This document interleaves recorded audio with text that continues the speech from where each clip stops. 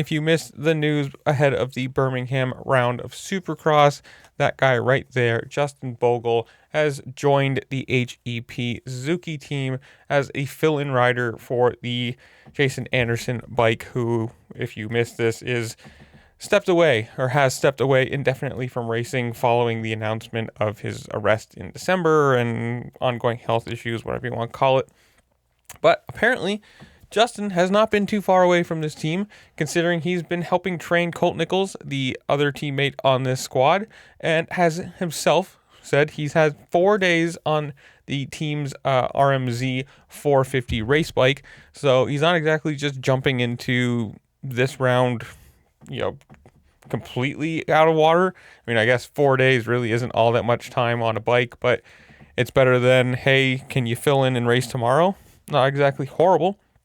And we do have a couple quotes from Dustin Pipes, the owner of the team, saying, quote, "Yeah, I think Justin's been around the team all year with his buddy Colt, and it just kind of made sense." Obviously, Justin hasn't been behind the SX start gate in probably like 3 years, so that's been a little bit tough. But, I think in terms of talent and stuff like that, it's not every day that you get a chance to add a guy that's won a lights title. So I think for us, it's just made sense as a team. Now, if you remember, Justin Bogle has the 250 East title from 2014. Somebody correct me if I'm wrong there. So it has been, over a decade since he's won a lights title, but he's not exactly wrong. And supposedly that's looking to be the number, 891.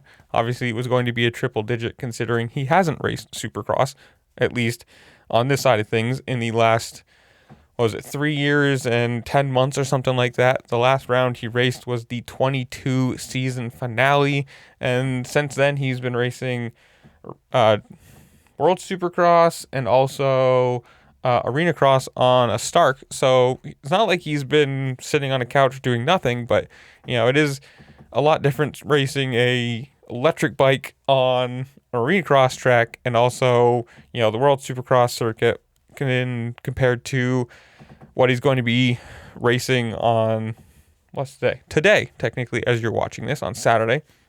I mean, he's dropping right into mid-season. Everybody's going to be I want to say full fitness. I mean, I'm assuming most of them probably have some sort of little nagging injury or something going on, but they're all going to be fully up to race speed and bikes kind of where they want them. And for him, it's kind of just going to be one of those things of, hey, come out here, see what you do.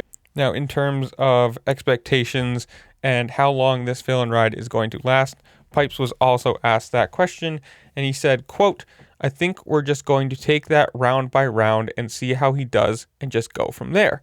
We're really approaching this with not a lot of expectations for Justin. Just let's go out and see how it is.